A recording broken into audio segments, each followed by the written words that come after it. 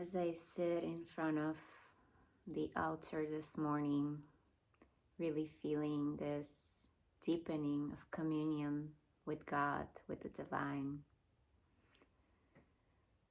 And a big radical sign for this is that now I can say the word God without any parts inside of me cringing. For so many years, it was so hard for me to connect with that word just because of the dogmatic religious weight it carried. And because I have established now my own unique connection with the divine, with the God, now it's coming from my heart, from this sincere place, this cosmic intelligence, God, Goddess, that has created everything here, and that I am, we are an interrelatable part with. And this deepening of communion, my conversations with God, how I have now made this my most important relationship, this inner connection, this inner relationship with the divine, which is the same thing as the connection with myself, the higher self, the true self, not the little me with all of its dramas and stories.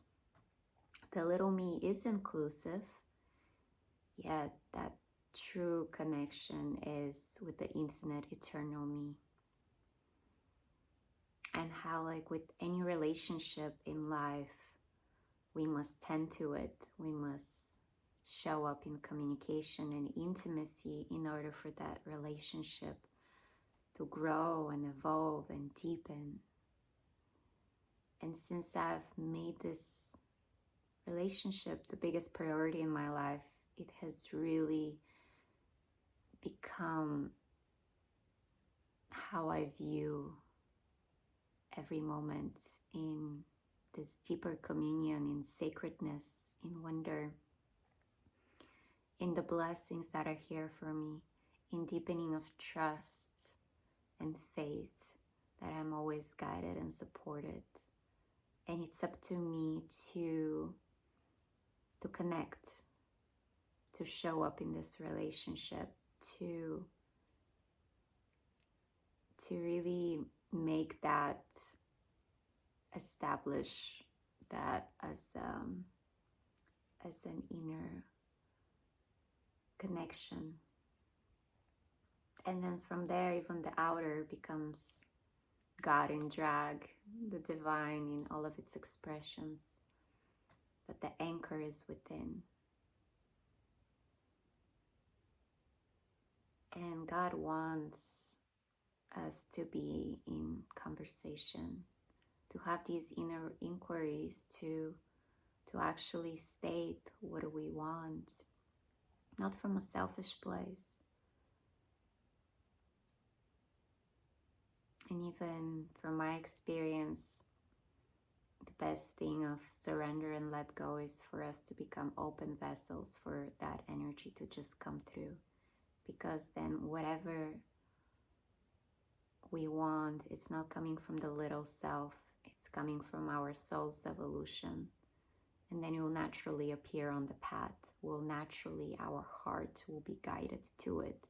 It's not going to be by the thinking mind of thinking about future and outcomes and scenarios. It comes from a much different place, where when we become open vessels and we surrender and we open, then again, naturally what is meant for us will gravitate towards it, or it will gravitate towards us, and it's effortless flow. And the simplest things sometimes are the hardest things, to actually surrender and let go of control, of the human mind to be in control. Simple, yet it takes a great willpower from within for our focus for our attention, for our energy, to keep being stirred towards that surrender, that let go, living from the heart. Then the devotion is a natural offering for this divine, because we give ourselves to the divine, we devote our hearts. And it's not this God, this man in the sky.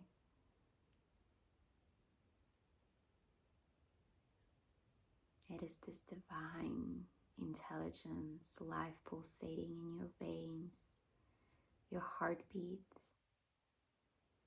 The synchronicity is the magic. How animals can communicate, or just looking at a tree or at the ocean. The divine in everything. The divine that is you, that is me, that is the whole existence. In its pure essence, in the heart. Conversations with God, with the divine, are an opportunity for us to keep turning inward and to keep connecting with what is true, and to keep feeding from that eternal fountain of wisdom, where our focus turns from outside and outside validation to internal priority.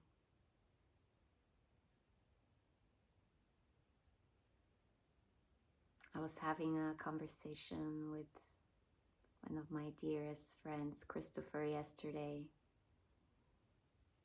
and there was this question as an inquiry to keep asking ourselves constantly and to keep checking in with ourselves of where our attention and focus goes. And the question is, what am I putting value on? Or what am I putting the greatest value on right now? And that question pretty much comes to two answers. Either the answer will be something outside, external, person, circumstance, situation, so forth, or the internal world, the higher self, the divine. So the question of what am I putting most value on right now? And then Christopher said, and what if we drop all the words and just leave the first three words and sit with that question? So the first three words are, what am I? What am I? And just with this simple inquiry, to sit in the stillness with this. And in the yogic tradition, there is this practice, neti. I'm not this, I'm not that. To really become clear that anything outside of us, we're not this, we're not that.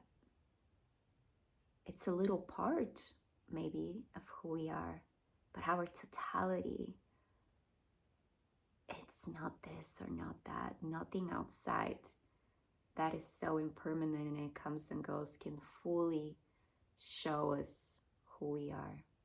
But when we turn inward, when we connect with that infinite energy, then, oh my goodness, all that we are reveals itself. And it's beyond the words, beyond the mind, beyond physical objects. And that could only be realized within the wisdom of the heart, when everything ceases to exist in the stillness, in the spaciousness of the heart. All that you are just reveals itself naturally.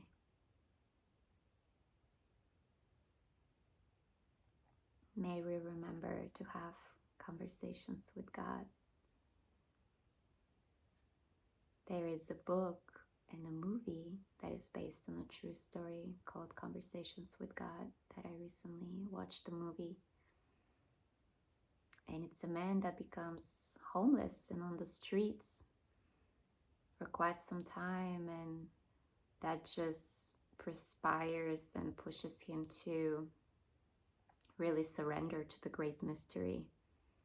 And over time, he really becomes more of an empty vessel, and he starts having conversations with the divine that are starting to just pour through him every night. He's awoken and God just speaks to him. And of course, his human has great resistance. So it usually happens the more our soul comes into this body, the more our human starts to resist, because it's afraid to lose control. It's afraid of the not knowing of the great mystery of what's going to come in this unpredictable version of the divine taking on the will. So he has these conversations with God that are pouring in through him, and he starts writing them down, and he creates a book, and which becomes a best-selling book. And of course, his whole life changes.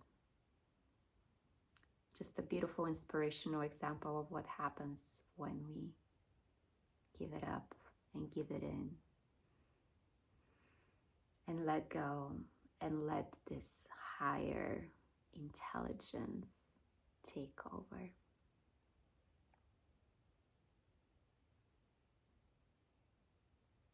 Sending you so much love from my heart to yours.